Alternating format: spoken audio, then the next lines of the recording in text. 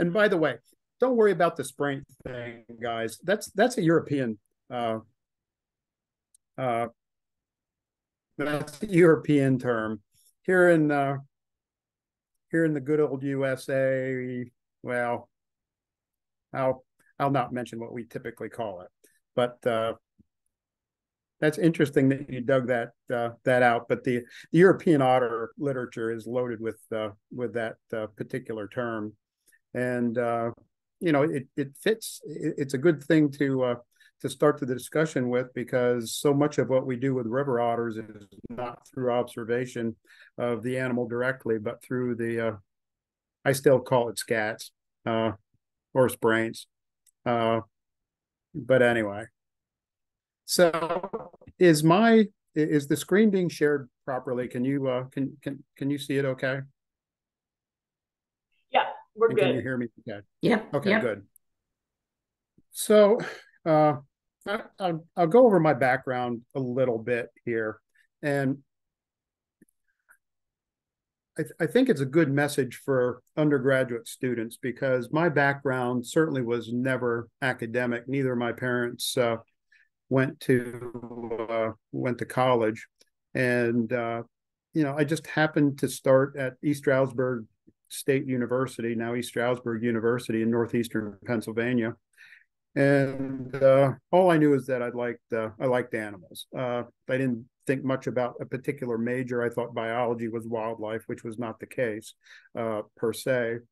But I got involved with as an undergraduate, I got involved in a project that a graduate student was with river otters in northeastern Pennsylvania, which is where that was the only place where otters were at the time.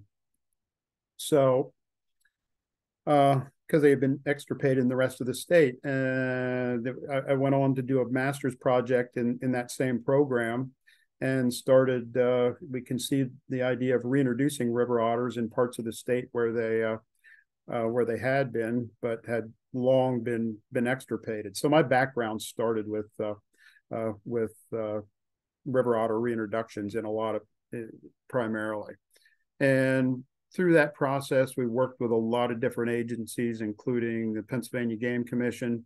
We worked on shared drainages for releasing otters with New York through the New York River Otter Project. We worked with the Maryland DNR to release otters on the Youghiogheny River. And again, the otters could care less whether they're on this within this particular political jurisdiction or that particular political jurisdiction. They just want clean water and proper and appropriate riparian habitat to find dens in, and appropriate food sources in the aquatic system. So ideally, cleaner, healthier aquatic habitats. And I think the otter actually is a good indicator species in a lot of ways. And since then we've been trying to use the otter to promote aquatic conservation under the concept of a flagship species.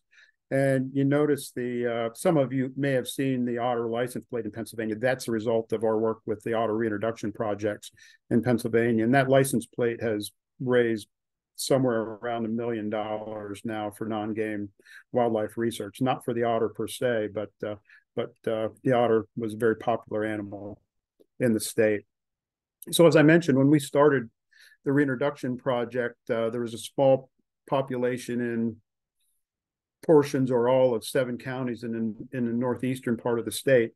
And when we're thinking about habitat with the river otter and why it disappeared in some areas of the state or the country for that matter, there's actually been 22 reintroduction projects initiated in the United States, which should give you an idea of the problem this animal encountered. But those of you familiar with the geography and physiography of Pennsylvania, in the Northeast and the Northwest, it's glaciated. So there's a greater abundance of aquatic habitats in those regions. The central part of the state, it's mostly riverine habitat. And in those areas, otters were more vulnerable to trapping. They were more vulnerable to aquatic perturbations such as acid mine drainage, which was a big issue because Pennsylvania was a big coal mine, is a big coal mining state. Oil was big in the northern tier of Pennsylvania, so lots of problems. But through good efforts by many conservationists, water quality improved, and the highlighted areas, the drainages that you see on this map, Pine Creek in the central part of the state, Loyalsock Creek, etc. Those were where we reintroduced otters, and those were almost all dominated by riverine habitats. It's not that it's not good habitat for otters, but it's just, if you come to Western Maryland and climb on top of one of our skyscrapers, which might make it to 5 stories in Cumberland, I guess, and look out, you don't see a whole lot of aquatic habitat. And, that's a simple way of indicating that if you don't have a whole lot of habitat for an animal, it's not going to be terribly abundant in that area. It's not like the Chesapeake Bay, where there's a great abundance of otter habitat.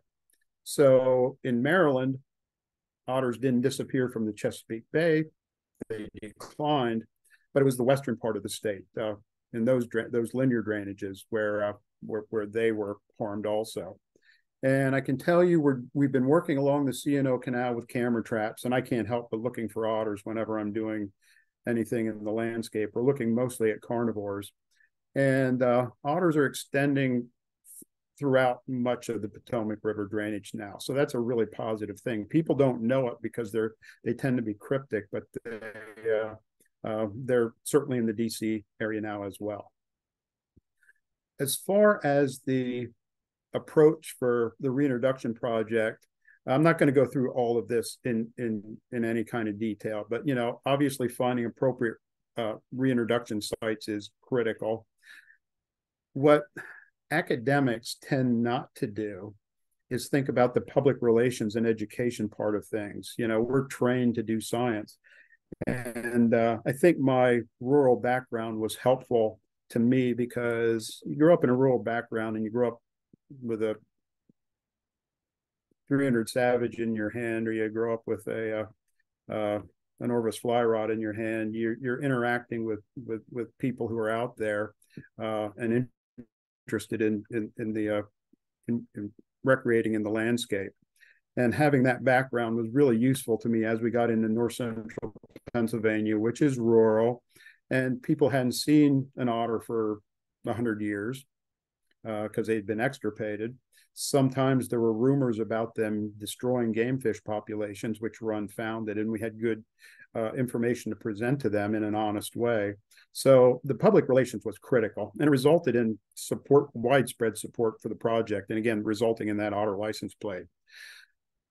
Where do you get the otters? How do you get the otters? Genetic considerations. How do you care for the otters? There's a lot of ethical things that go on within a reintroduction project. And again, this is not intended to be a talk on reintroduction projects, but we took those ethical aspects very seriously. And there's also the ethics of using public funds to do a project. And almost all natural resource conservation is based on some sort of public funding, particularly in this country. Not exclusively, but largely. And so if you're using the public's money, I strongly feel we need to be very cautious that we are using that as appropriately as we can. And the appropriateness here is making sure you're doing everything. If you're doing a reintroduction project, doing everything possible to make sure the project is going to succeed and those animals are going to survive and hopefully contribute to the next generations of, in this case, otters. And then the monitoring and evaluation. So I'm going to talk a little bit about the public relations here, not a whole lot, but at the end. And really the monitoring evaluation, which gets into the spraints, the scats, the latrines that we've already talked about. And again, involving the public was really an important part of this effort. And almost any research that I do, I like to involve the public. And hopefully that'll be the case as we get further east with the C&O Canal project I mentioned earlier. And just to mention, I view the otter as a flagship species. There's challenges with using the otter as a flagship species, but basically a flagship is a popular charismatic species that then we use to promote bigger conservation issues. So you can have the penguin and the ice sheet in Antarctica. You could have the polar bear and climate change issues in the Arctic. I think the otter has the potential to be a really good flagship species for promoting aquatic conservation. We're doing some toxicological work now in West Virginia that involves otters, and we're finding PFAS in otter carcasses at fairly high levels. As you know, so if bioaccumulable toxic substances in the environment tends to get into the water, the otter's at the pinnacle of the aquatic food chain, so they are a very likely recipient of those toxic elements. So could the river otter serve as a flagship? And I'm not going to, that's another talk. I won't get into the limitations, but the otter is also a harvested fur-bearing species. So it's sometimes the two cross paths and don't interact positively, because how do you promote something, especially from a charming standpoint, and then also be promoting the harvest of it? And the other liability with the otter is you don't see them that often. In some areas, yes, and probably some of you know areas associated with the Chesapeake Bay where you may see otters on a regular basis, but overall they're not terribly easy to see, and they move a great deal also. So from an educational standpoint, you know, how do we promote the otter as a flagship species? And, you know, we can focus on the role of the otter as a pinnacle aquatic predator. We can get residents involved in long-term monitoring, and the monitoring almost always gets into the latrines, the scats, the sprains. The latrines is the term for a collection of the scats, and I'll just use scats from now on because it's what I'm most familiar with, but I do go back and forth, but rather than saying both of them. So you can go out, find the otters. Viewing can be a problem. There are places in the country where you can see them fairly regularly. There's places in Yellowstone that are great for seeing otters, and they get a lot of attention. But the bottom line is, if you're going to work with otters, you're working with scats at the latrines. You can do food studies there, which can be done at various levels and involve students of all ages. You can look at habitat conditions and see if there's certain habitat conditions that the otters are using to create their latrines at. You can collect the scats and do genetic studies. You can use remote cameras. And the remote cameras are particularly attractive to younger people because it integrates the technology, which younger folks are particularly interested in and ingrained in. And then we can also potentially determine whether latrines are biodiversity hotspots. So when I'm talking about a latrine, hopefully my videos are going to be working here. They were earlier. There we go. So here's otters at a latrine. And this is on the Snake River. We're working in Grand Teton National Park also. And this is an interesting mix because the family group is supposed to be an adult female and her young. And you can see there are adult-sized otters in this group, and there are also young otters in this group. It's all about olfaction. That's, you know, the otters are communicating with one another through scats, through urine, through anal scent, anal secretions. And so these areas serve to identify new otters, that there's already otters present in an area. It allows males to find females during reproductive periods. So this is a focal area. And they congregate, they gather at these areas, but they'll play at these areas, they'll roll, they'll scrape, but they also are going to the bathroom and depositing these scents. So could the otter latrines serve as a surrogate for viewing? And just some of the students I've worked with, Sadie Stevens was a master's student here at Frostburg, worked with me in Africa on spotted-necked otters in Lake Victoria. Zach Olson worked with me on otter latrines also. There they are with his helper enjoying an otter latrine on the right. And both of these, they're great people, great students. They both went on and got PhDs. Sadie worked with remote cameras this is back in 2002, 2003. So the digital cameras weren't available. She was working with film-based remote cameras, and these were some of the early images from that effort. And it was, it's kind of like a consumptive activity without killing anything. So we would get these rolls of film back, go to Walmart to get them developed, and you had the option of 1 hour, which was expensive, versus 3 days, which was a lot less expensive. And we just couldn't wait. We always did the 1 hour developing to see what was going to be new on the film. And also, this wasn't digital. This was old videotape. And this is the very first video that Sadie got of otters. And this is on the Youghiogheny River, again, a shared release site with between Pennsylvania and Maryland for restoring the otters. So these are reintroduced otters. And very first video, and we were just delighted when we got this. But the paradigm had become that otters really don't, well, the paradigm had been that otters slide in the snow for fun, but then biologists decided, no, it was just a efficient form of locomotion. And as you can see here, the biologists are always right, because the otters on this flat rock at about 1 a.m. In January, I believe it was, snow-covered rock.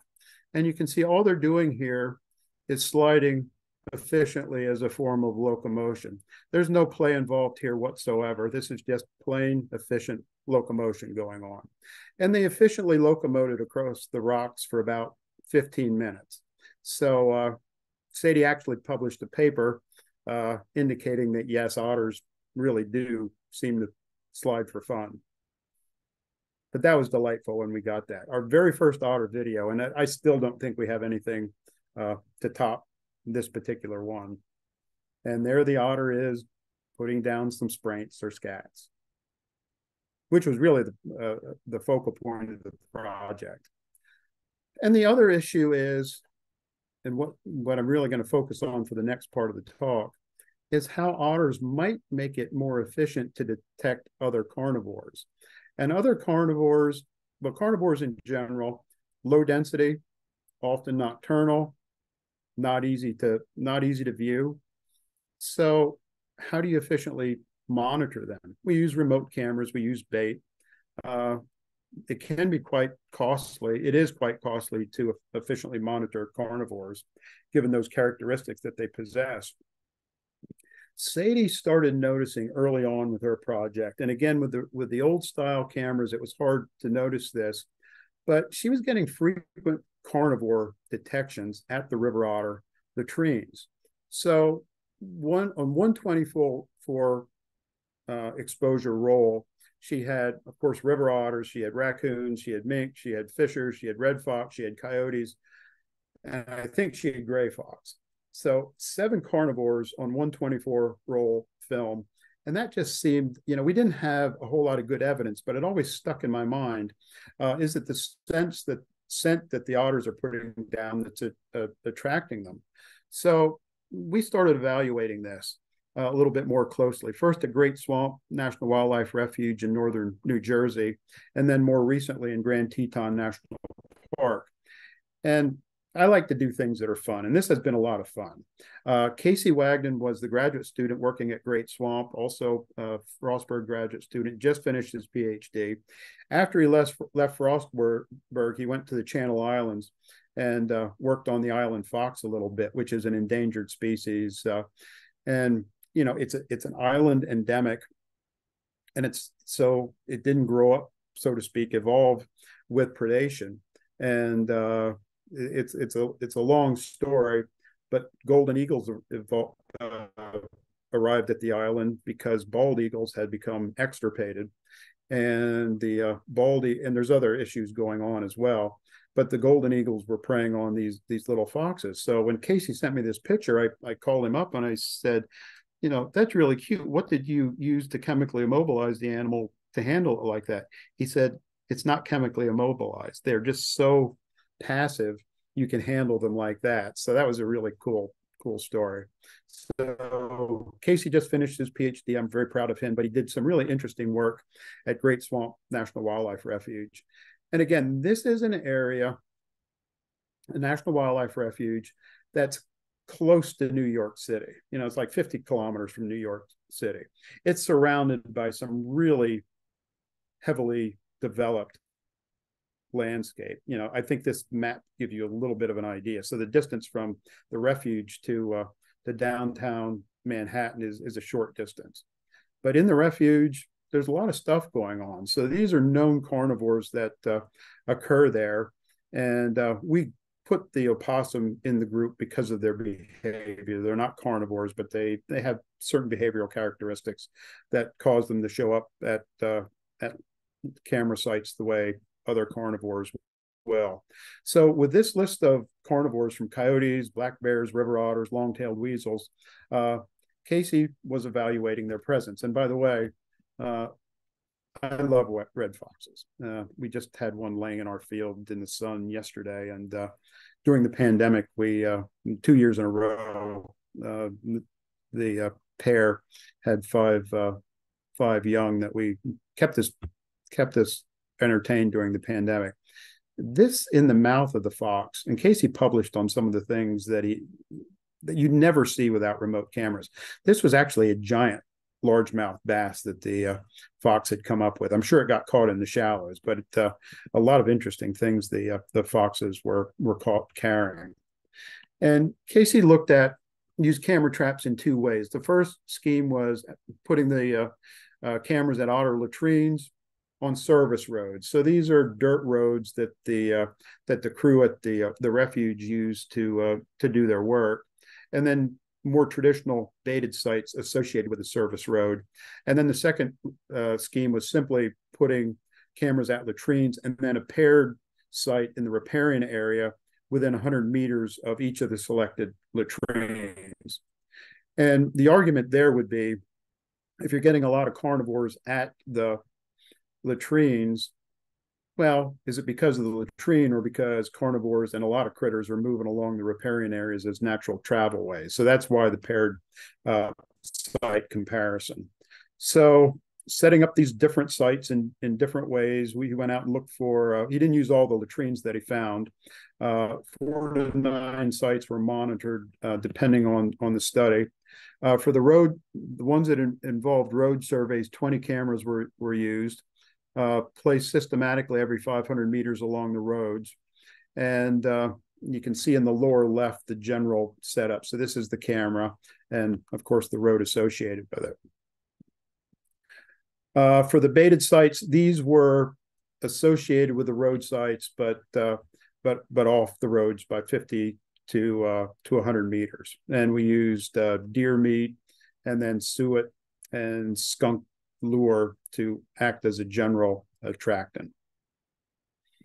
So when we looked at the outcomes, we saw that all of them performed pretty well. The baited sites, which have been used traditionally, picked up 1, 2, 3, 4, 5, 6 carnivores.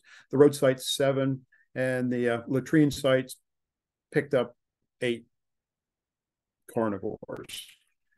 We didn't get striped skunks and we didn't get gray foxes at any of the sites. When we looked at species richness, so the average per camera site was 5, average per road site was 3.5, and for the traditional way we go out and look for carnivores was 2.4.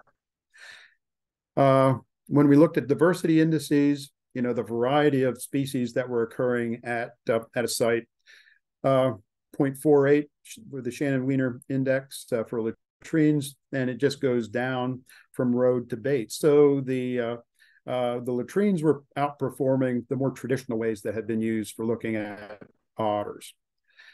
And so when we look at average number of species occurring there, diversity of species, and we also had a lower number of cameras placed at the latrine sites, the latrines were really outperforming these traditional methods. Now, the paired site, which I found particularly interested, he had 5 latrine cameras with 1,222 trap nights overall, and I won't get into that definition. And then the paired sites. And again, the argument could be that the paired sites or the riparian areas were really what was causing the higher levels of detection. But when we started looking at the latrine versus the paired site, and again, the paired sites were within 50 to 100 meters of each of the latrines. And I'll also note that we biased the paired site by making sure that it was an open area that was, in other words, it wasn't all green briar that would make it difficult for the carnivore to get to access the shoreline. So overall, total number of detections of carnivores 939 for the latrine sites versus 241 for the paired sites. Richness was considerably higher at the latrine sites. And richness, by the way, is just simply the average number of species that were detected. It's not getting into diversity or frequency of detections.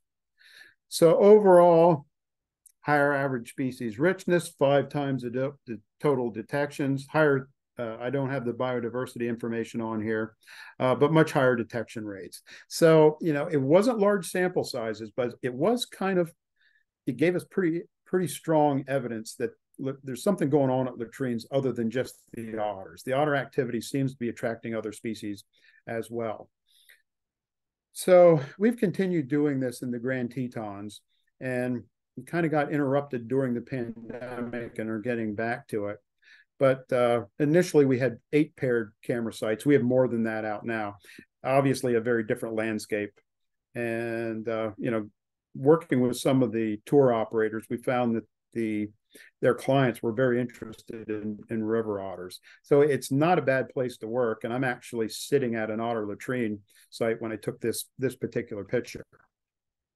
So again, our carnivore detections at river otter latrine sites random occurrences? Is it just a matter of them being along the riparian areas? And this is on the Snake River in the Tetons. So I don't have this summarized yet, but I think it'll make the point. Raccoons, not a big deal here. Actually, it's thought that as we've removed the large carnivores, particularly in the eastern United States, it's released these mesocarnivores in their higher abundance. So finding a raccoon along a riparian area in Maryland obviously is not going to be a big deal. People were unaware of raccoons being in some of these sites because there's a lot of big carnivores. So there's this interplay that probably limits the smaller carnivores. People who were out there and knew the area fairly well argued with me that there were no raccoons along the Snake River in this section, which obviously wasn't the case. Red foxes were common. These are all otter latrines. American marten. This sniffing by the striped skunk will come into play here in a little bit. Coyotes, notice where the noses are. They're pointed towards the ground, and they're pointed at otter scats. Wolves, which we obviously don't have here, that's a radio collared one. Cinnamon colored black bear, mountain lions, nose down to the ground. There's an otter scat there. Grizzly bears. This gives you pause every once in a while, especially when you're from the east. And it really gives you pause when you go in and you're by yourself and you just hiked in for 3 or 4 miles and you can smell the bears. You can see where they've been digging. You set the camera. And this is one of the few cases where I have the bear spray, but usually I'm somewhat cavalier about it. In this case, when I was setting the camera, just because of all the scent that was around me, I drug it in to the camera site with me. I kept it close. When I left the camera and when I tended it the next time, there's my picture leaving, and then the next picture on the camera is the face of a grizzly bear, which it's just a different feeling. It keeps you alert, shall we say. And just take a look at the claws on this fellow. And again, his nose pointing down, and there's otter scats there. And of course, the otters, they like to be around beaver activity. They were using this lodge. I was setting the camera there one time. Otter was in it. I heard the otter, and he just couldn't stand it anymore. He came out because I was there, and he wanted to know what was going on. So he was out here in the water watching me set the camera. But they're checking their own scent out here also. This guy rubbing here, this guy checking checking out a scat that was on the log.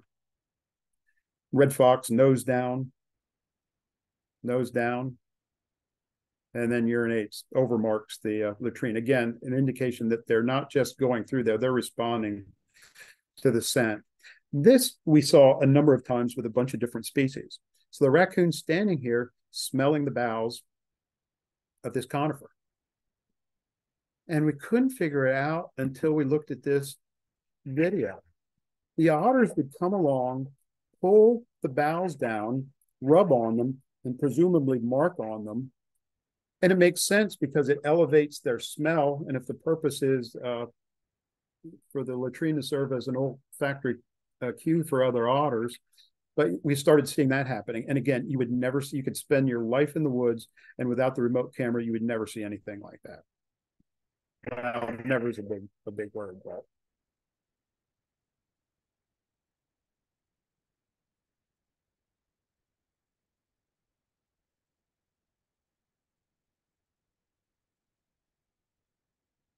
I have to let the video finish, or I'll play it again. I like seeing it, but we don't have to see it every time. I hope this is the. And something, again, we don't see here in the east anymore. Mountain lion comes through, overmarks where the otter latrine was, and moves on. So they're not just coming to the latrines by chance. They're doing things. We're referring to it as linger time. They spend more time at the latrines. We're measuring that as well.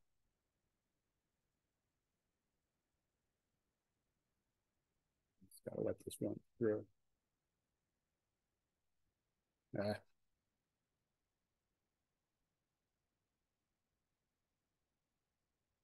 I'm pressing buttons too fast. Sorry, guys. But we have a lot of mountain lions out there. And it is interesting because you realize these big carnivores are around us, all the recreationists out there all the time. This is by the river. There's anglers there. There's people boating. There's people hiking, and very few problems. So potential utility for this, and we're still working on it. We're doing some of this along the C&O Canal. If you're using an otter latrine, you don't have to rebait. And when we're doing our baited camera studies, which we are now, along the C&O Canal, we have to check those every 2 miles. And we have, when you have cameras from Western Maryland into DC, that's a lot of work. These sites are long-term. So they go on year after year after year, and you find them once, and you can go back to them and rebait them year after year as well. Not rebait them, reset the cameras at them. You're also getting information about otters, and there's other concerns about using baited sites, especially in national parks where there's large carnivores. And I think this is a good example here at one of our camera sites along the Snake River. If we had a baited site and people happen to be hanging out here and they encounter this, that's probably not a good thing. As a matter of fact, we wanted to compare baited sites in the park, and Park Service, for good reasons, won't allow us to do it because they don't want the potential legal, the liability associated with bringing large carnivores into a particular site, and then having people happen upon those sites. So I think we have pretty good evidence at this point that otter latrines are biodiversity hotspots. We're also going to be looking at invertebrates because we see an inordinate number of Lepidoptera and a variety of, yellow jackets in particular, attracted to the scats. We have birds coming to the sites. We'd like to look and see if the plant community differs at the latrine sites also, because obviously there's an influx of certain nutrients that the otters are bringing with them with their droppings. And from an educational opportunity, it's fun. The camera trapping is particularly interesting. It's one of the most fun things I've ever done, and I certainly enjoyed handling otters when we were reintroducing them. But the things you find on the cameras is just fascinating. You could get groups of students at all ages involved with the camera trapping, habitat assessments. You can collect the scats and have them learn about what otters are eating, which immerses the students into the aquatic environment. And then you can start talking about the fish communities and things like that. And we've done that, and we're working with the Ohio State Park naturalists on projects like that. I've also worked in Africa, and I'd like to eventually, I'm not getting any younger, but integrate students in Africa working with a spotted-necked otter on the right, and students in the United States working with river otters wherever in the Tetons, in Ohio State Park, on the Chesapeake Bay, and just integrate them. The kids from Africa were so excited to go out and learn about spotted-necked otters, and they're so poor. You'd have these classrooms with 40 or 50 students packed in them, but they were so happy for the opportunity to go out in the field. With the virtual technology we have now, we can do cultural exchanges in a variety of ways, and that's sort of a long-term goal of using these different species of otters for that purpose. This has been with the camera trapping. We had support from the Columbus Zoo, Friends of the Great Swamp National Wildlife Refuge there in northern New Jersey. U.S. Fish and Wildlife Service has helped us. Park Service has been very helpful in the Tetons, not from a funding standpoint, but from a logistical standpoint, and the Department of Biology and Natural Resources at Frostburg State University. So we've had a lot of fun doing this, and I appreciate the opportunity to come and share with you folks some of the things we found along the way. Thank you, Tom. That was wonderful. Can I ask you to unshare, and then we can open it up for Q&A? And folks, if you have a question and you want to, let me put a spotlight on you. You can either put your question in the chat box, and I will do it that way, or if you want to talk directly, raise your hand, and I will call on you. Get a spotlight. Yes. Okay, so let's see. Any hands up? Any hands up right now? No. All right. Patricia asked, do you take core samples from the latrines to see changes over time and seasons? Interesting that you're asking that. I didn't hear the last part of the question, though. Core samples of the latrines over time and seasons to see changes. Okay, so two ways. So I heard the core sample part of it. I have a graduate student now who is taking samples to see if the microbe community is being influenced by the otter activity at the latrine. So if the shoreline, if the microbial composition differs from the latrines to, again, using a paired non-latrine site associated with each latrine. And then, so that's brand new. We just started that this year. And the other thing with environmental DNA, we'd like to see if we can go back in time and look at different otters occurring. So we have to sample that. Whether that's going to work or not, I don't know.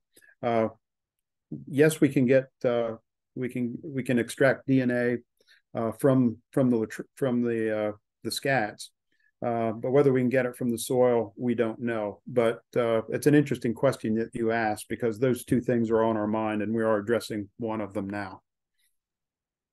Robin has her hand up. Go ahead, Robin. So, of course, now I'm eagerly wanting to go out and look for otter latrines. I live near Loch Raven Reservoir, and I see lots of beavers and foxes. Haven't seen an otter. I know that when I find fox dens, I can smell the den. You know, I'm very good at like tracking and finding the den. It's very odorific. Are these otter latrines, can you smell them like you could smell a red fox den? You can, and of course, it's more pronounced during certain times of the year, uh, more so during the summer. But you also have, I didn't talk about this, you also have fluxes in the intensity of the use with of the latrines. So during the summer, yes, they'll get used, but not as intensively as during some other times of the year. And I'll just mention some reasons I think that to be the case. And I think we can evaluate this with DNA by extracting DNA from the scats. So if you look at the life history of otters, they breed and give birth during the spring of the year. So they give birth while the female is still taking care of the young. She will go out and become pregnant again, which makes sense in a way from a practical standpoint because they move a lot, but she's isolated during this period. And so it's easier for her to find males. And I think it's her finding the males in a lot of ways. I think she's trying to be cryptic in terms of where her den is. But this is just speculating, but I think we can address it. So we see a peak in marking during the spring.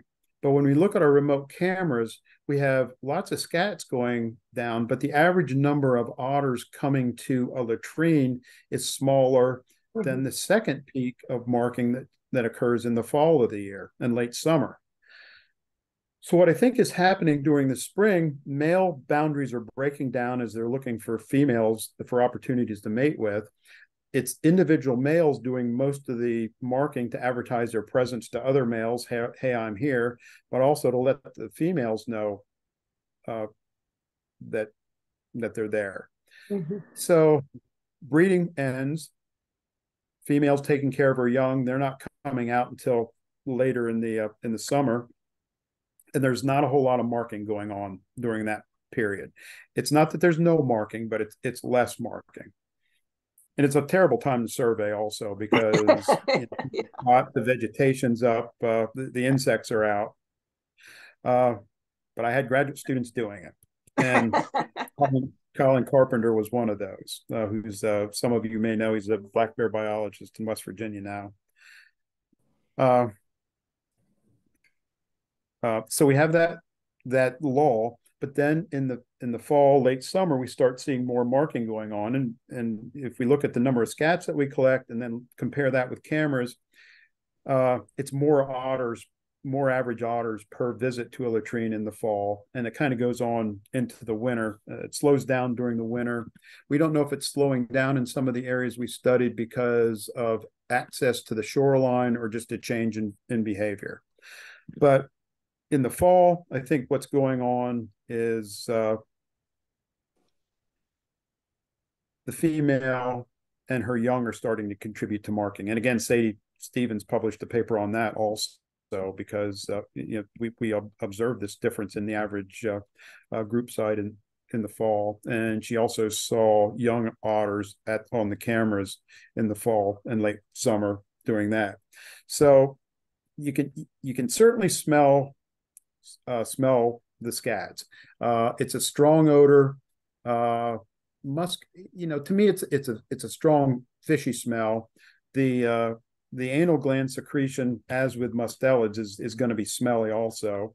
I can remember as a kid when we had an otter that was killed on the road, and I skinned that otter and got some of that anal gland secretion on the leather belt and never used the belt again because it just didn't go away. So, it's not as strong as a skunk, but it's strong.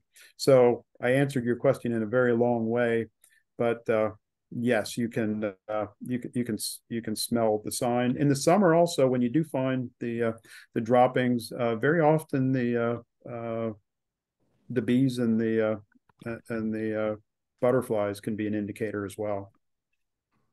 Well, that kind of piggybacks onto Park's question of how do you initially locate the latrine areas? I had a lot of graduate students working on this over the years, so forgive me for name dropping, but they deserve it because they did good work. And Tom Swimley was the first. He he went out, physically located otter latrines by walking the shoreline and measured certain habitat features at the latrines. And then he took random sites also. So were the otters picking random, just randomly selecting areas to go to the bathroom or not? And he found that higher banks that were not gradual. In other words, they didn't have like a beach, a flat area in front of them. The otters seemed to want to, if possible, to swim up to the bank, climb up it, and use it, and then be able. It makes sense if you think of it from a predatory standpoint. When we used to have wolves and mountain lions here, they could just drop into the water and escape pretty quickly. Large rocks were typical. We found that areas near the mouths of tributaries were also very predictive of areas where otter latrines would be. And he tested this by using aerial photographs. So he built his model, his statistical model, and then he applied it and tested it on areas where he hadn't worked before. And it was very effective in predicting latrine sites. So the purpose was to minimize search effort. I still walk a lot of shoreline, but selecting for some of these shoreline features can minimize the time needed. But they don't. European otters, they don't seem to create the large latrines, but they do a lot more broadcast marking with the droppings, the spraints, than our otters do. So you don't have to walk as far to find them. But our otter latrines can be separated by miles, even where there's good populations. And Tom, in your talk, you mentioned that you were working with the guides, the river guides, and I guess they would see things on their track when they were taking people out. I had a graduate student, Kelly Pierce, interviewing the clients of the river guides to determine how interested they were in seeing an otter and if they knew otters were there. And they ranked high. Of course, so did moose rank high, and bald eagles ranked high also. There's a lot of charismatic critters out there. Kelly also did, I'll throw this in. There's a place called Trout Lake in the Lamar Valley in northeastern Yellowstone National Park. And it's a place that for years and years and years, people could go in the summer when the trout were spawning and see otters. So the trout would be spawning in some of the tributaries to Trout Lake, and the otters would be hanging out there. And I thought this was remarkable. She interviewed people at the parking area for Trout Lake. It's not a real long hike. It's less than a mile up, but it's steep to a beautiful lake. And I think it was 47% of the people stopping into that parking lot knew that otters were there. And if you look at that landscape, I mean, it's one of the premier wolf viewing sites. There's bison all over the place. And for a small, less obvious animal like the river otter to have achieved that type of prominence, we thought was remarkable. Steve, you have your hand up. Go ahead, Steve. Oh, thanks a lot. So a couple real quick questions. What's the effect on the river otters of landscapes and habitats dominated by Phragmites australis? The second question is, what kind of parasites have been identified in the scat? And one final question, what's the scat tell us about their diet? What's their preferred fish and crustaceans, or are they just generalized as far as diet? Well, again, we do so much with scats. I haven't done that much with the parasites, although we're probably going to do some environmental DNA work with that in the future. It's kind of the full array of parasites that are associated with fish. What we see, we don't know if it's in any way obligate with the otter. They're just picking them up when they're eating fish. But anything from variety of nematodes and tapeworms, we see it in the scats. Not all that often. but they're there.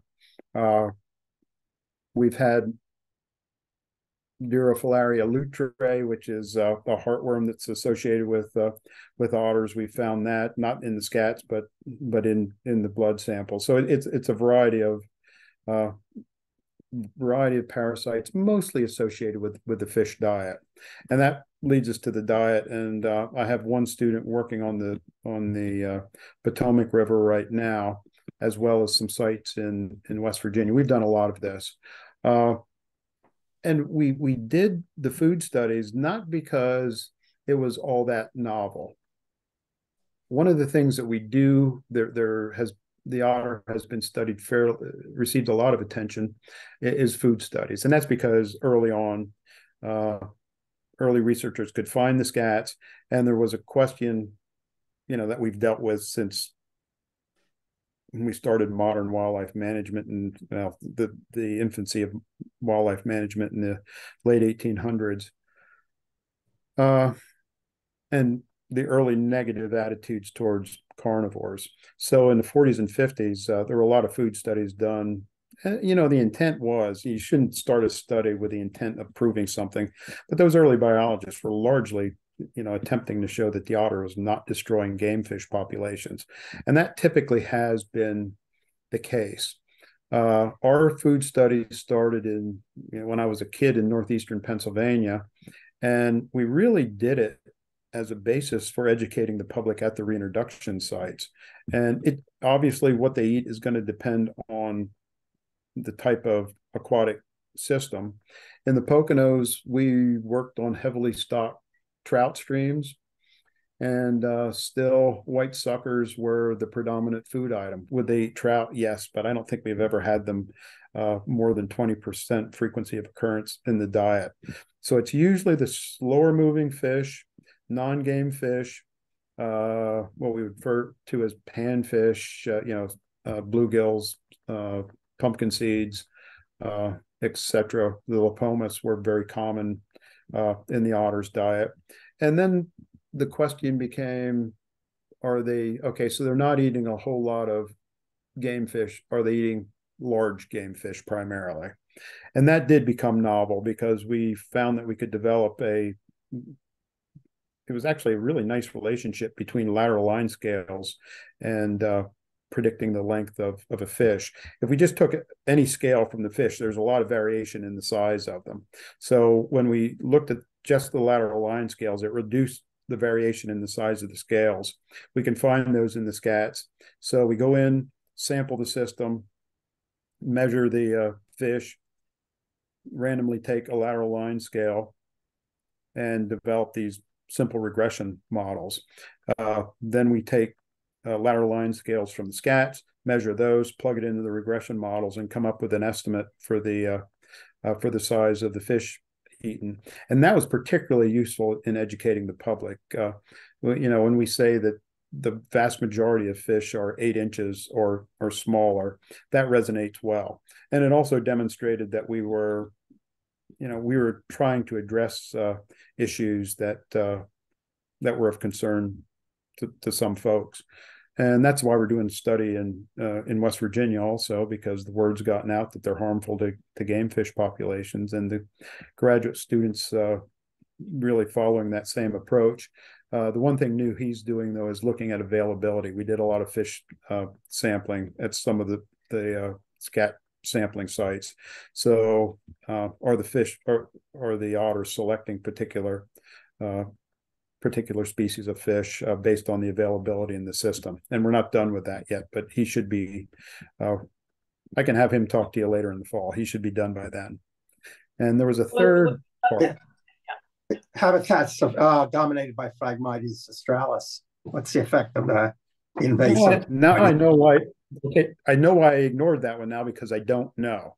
I guess I can relate it a little bit to Japanese knotweed, because along the Potomac, and we're doing surveys along the Conemaugh River in southwestern Pennsylvania now also. And it makes it really hard to survey and to find latrines because of some of those dense stands. Whether the otters are going to swim through some of some of the stands you're referring to. I just don't know. I don't have that much experience with them, and maybe as we get a little bit closer to the coast, we'll have more insight on that. There's only one place that I found where they will mark within the Japanese knotweed. That was kind of an odd thing up in the Pine Creek in north central Pennsylvania, but they seem to be. We have sites on the Potomac where we've had those big floods the last couple of years, so the riparian areas get scoured. The otters will start marking, but then as the knotweed starts coming back, those sites don't get used again. I don't want to state specifically cause and effect because we haven't specifically looked at it. So how some of this vegetation, particularly the dense vegetation, affects them, I don't know for certain. So I can only speculate. All right, Angela, I'm going to come to you right after we do Elena's question, which is, what is the advantage of using the otter latrine if it is attracting potential predators? I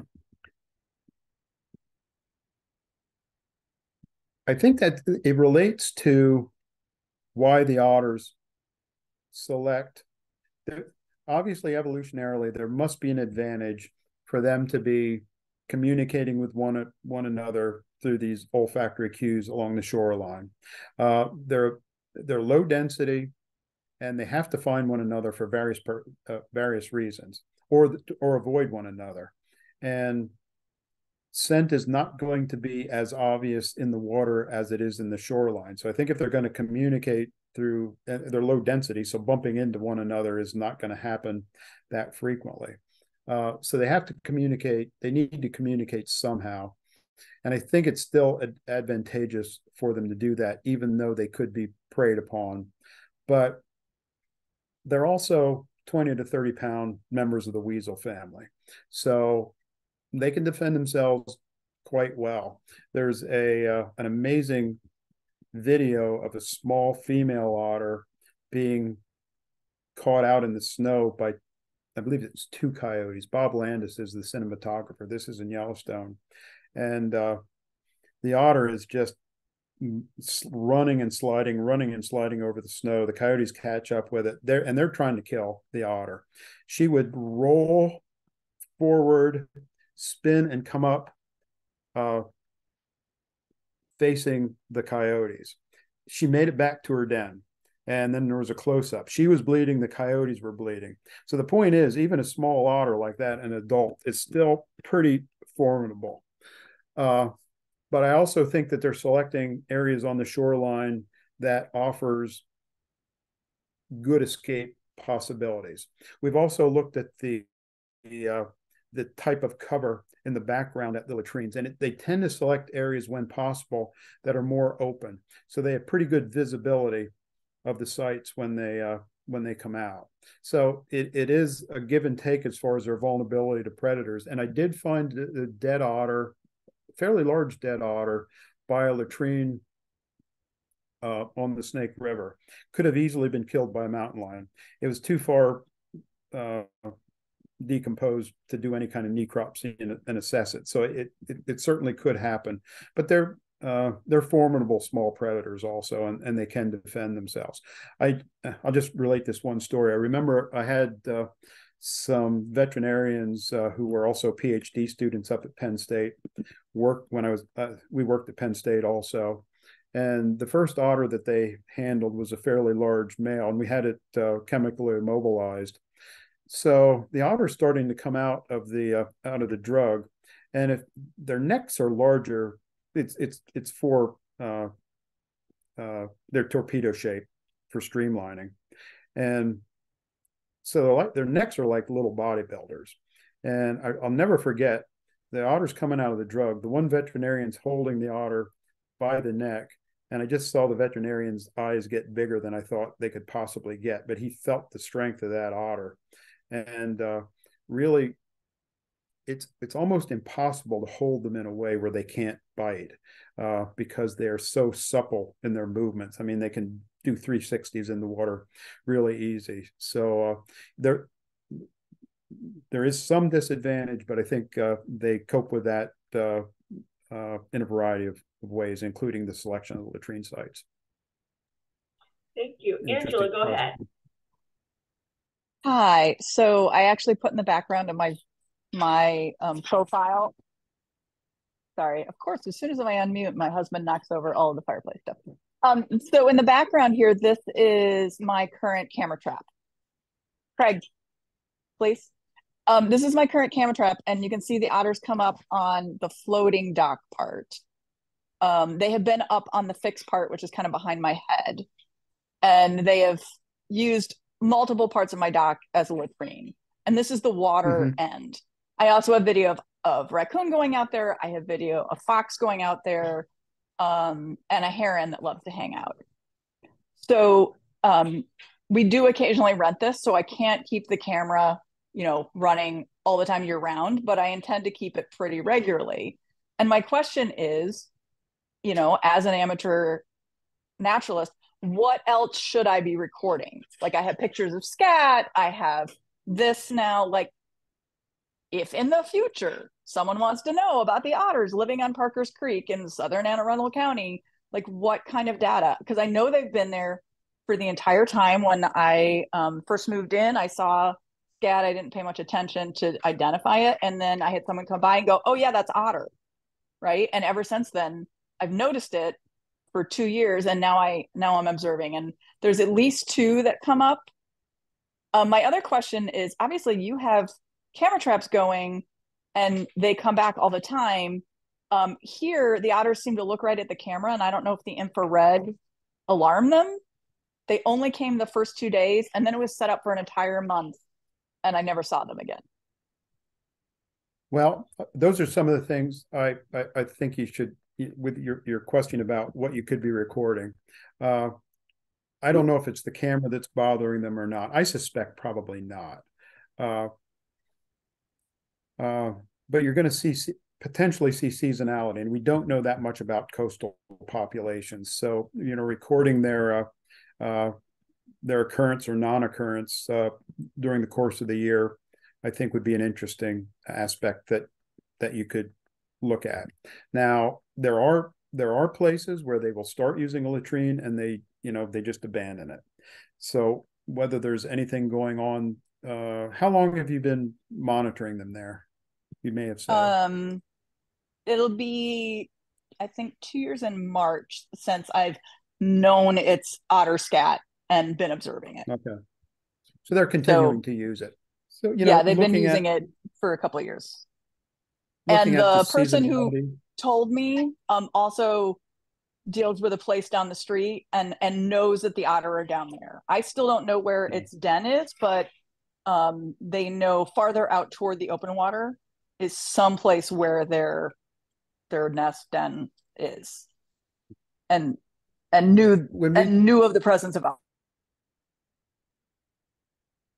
When we did radio telemetry, I don't think I ever had an otter use less than 10 miles of riverine habitat. That was in north central Pennsylvania. So you could also, looking at the seasonality as far as the intensity of visits, because they're going to be moving. And then also if they establish any particular pattern of arrival, leaving, and coming back, and whether that varies by season. And then also I think you can gain insight on when the young are starting to emerge and become active and start using latrine sites by the size differentiation. So some of those things I mentioned during the talk that I didn't get into in a whole lot of detail could be new and novel, particularly as we get out of the mountains and into eastern Maryland.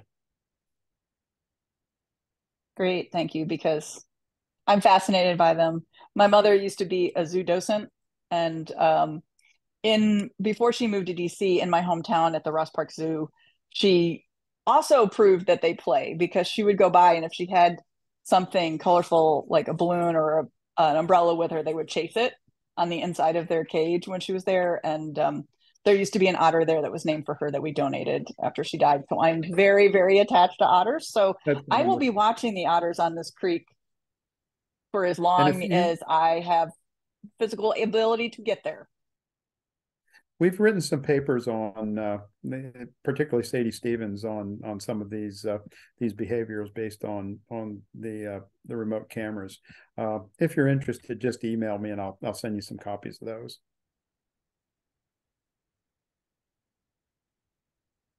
We have Patricia on the chat box. What type of otter makes the first deposit at a latrine, and do otters have a status system, like an alpha male situation?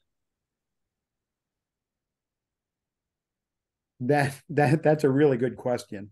As far what happens when they initiate it, which happened with the reintroduction sites. They started making these latrine sites early on. I hate to date myself, but we had a latrine with the first otters we released on the Pine Creek in north central Pennsylvania. That was in 1983, and I could go to that latrine site now and it would still be active. Now, who made the decision to start marking there, or how that started, that I don't know. Those are some of the questions we'd like to answer by incorporating cameras with genetics, because with the genetics we can identify individuals, and we can certainly identify males versus females. So I think that would give us some insight on some of those interactions that are occurring there. And again, I think it relates to seasonality as far as who's doing what. So there's still a lot to learn. If you think back at the one video I showed you, that was a female that was urinating, and when she did that, all the others gathered around her to smell that. My guess is that was the adult female in the group. And I'm also thinking some of those other larger otters may have been female siblings from previous years that they call them helpers. It's not typical, and it's not really in the literature. It's been documented as occurring in coastal Alaska. So I had never encountered anything like that here, where we had clearly some adults and younger otters in the same mix during the summer, because the group, and they're supposed to be territorial, and the group is supposed to be an adult female with her offspring until they disperse, and then males are being territorial with one another, but they will overlap the females. But the primary group is supposed to be that family unit, and that's not what we're seeing. So the question is a really interesting one that we'd like to get at a little bit more, but I can only speculate at this point. I really think that we're seeing the difference we're seeing in the intensity of the marking is related to some of those natural history aspects of the otter in relation to the family group, and then the breeding periods. But that's my speculation based on what we've seen with the cameras. But really, to verify it, it needs to be backed up with some genetic studies. Right. Lloyd, you have your hand up. Go ahead. Yeah, I was going to mention, if you hadn't talked about it already, that Karen McDonald, the education coordinator, turns out at the Smithsonian Environmental Research Center, has probably, I don't know how many, but certainly over 5 years of trail camera recording on her dock there at the CERT, and other places in the Smithsonian. A couple of interns have been doing some research there lately, as well as the Jug Bay Wetland Sanctuary in Anne Arundel County. It's a county park. And for a couple of summers now, they've had interns with trail cameras at several otter latrines. So there might be a source of information for you from both places. Thank you. The Jug Bay site I've heard of, but I'm more familiar with the CERC project. Right. Okay. And the good education work they're doing there. Yeah. Thank you. Mm-hmm.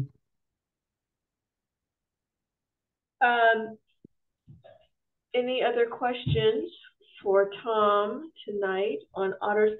You kind of leaned into this a little bit with the last question, because you mentioned that the sites were long term, that the otters continue to go back to them year after year. So my question was, how often, what is the length of time a site is used? And you sort of answered that, if they were still using a site from the 1980s today.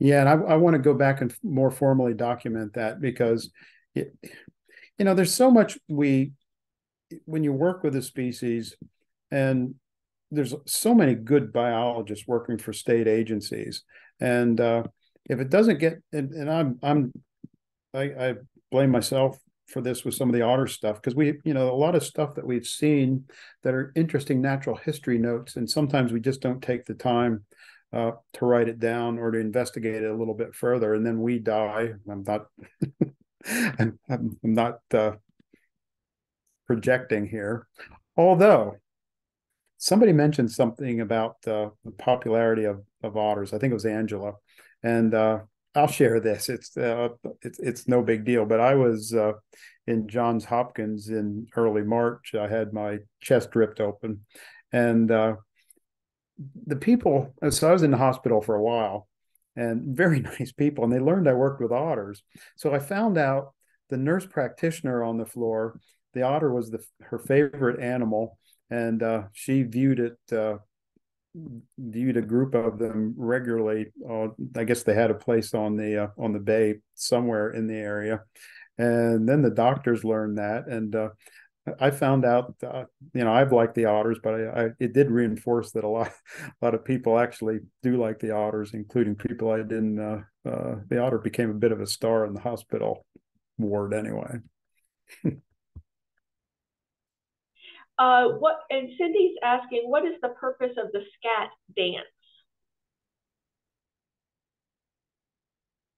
Well, I think it helps disperse the scent a little bit. Again, I'm only speculating on that, but they're getting it on their foot pads and moving the scent around a little bit. I will tell you another personal story. There was consideration of releasing otters in the Grand Canyon, and I went on 3 research trips with the Park Service down the Grand Canyon over the years, and they never did do it. I think they decided that if it was going to happen, they were going to recolonize on their own. But one night we all had to do something that was impromptu, and there was drinking going on along the river also, and I hope I don't offend anybody by saying that, but so I was asked to emulate the otter dance in front of the campfire. So I can emulate the dance, but I don't know exactly what's going on. Well, we're going to have to have you do that for us another time. Everybody practice. Thank you. Practice their otter scat dance. And then to end, anybody now, have wait any a other minute. questions? I better preface that a little bit. The clothes stayed on when it was just recreating the posture. Yes, yeah, no, I think we all got that. And thanks to your efforts with the reintroductions, are we safe to say that the otter populations in the Mid-Atlantic area here are moving in a positive direction? Yeah, I think that's without doubt. The coastal populations throughout the Mid-Atlantic, they never disappeared. But as we got closer to the Appalachians and over the Appalachians into the riverine systems, that's where they were really harmed by various human activities. But we seem to have a better handle on controlling those things. Water quality has been improving, and otters seem to be doing well. Relatively. Again, I use this example in my classes. We talk about generalist versus specialist species, and I view the otter as a specialist, but it's a generalist within the aquatic environment. You'll have them in coastal areas and riverine systems, inland. But if you stand on that skyscraper that I was talking about and look out over the landscape, and maybe you see a county park or a city park, and you're going to have raccoons there. You're going to have raccoons along the waterways in urban areas. You'll have them along waterways in rural areas. You're going to have them in the forest uplands. You're going to have them in cornfields. They're a generalist species, and they're easy to manage. The fact that the otter's doing better is a great thing, but I think we still need to be vigilant with them because they occupy a relatively small portion of the overall landscape. And even in a coastal area where you have lots of habitat, they are still dependent on the water-land interface because they need the water primarily to feed in and move through, but they need the surrounding uplands or riparian areas for denning areas. So even though you have a lot of water, they're still going to be limited in some way to that interface. Well, thank you, Tom, for this wonderful presentation and sharing your knowledge and expertise. And thank you so much for all that you've been doing to study, learn more about them, and help to bring them back to areas where we have had impacted them negatively through our own actions and as humans, as we often do. So we appreciate all of the work that you've done. And the lesson I think that we've learned is it's amazing what you see when you start looking and paying attention. So that we have those cameras out there and taking a look. So I think that tells us, everybody, get out there, pay attention, start looking, start observing, and you don't know what amazing things that you will see and the chapters that you can help write in the story of our natural history. So everybody, thanks for coming. Stay well, stay curious, stay outside, and we'll see you hopefully on Monday, where we'll learn more about mammoths, mastodons, and our founding fathers. So that's our next one. Take care, everybody. Thank you, Tom. Thanks, everyone. Thanks for having me.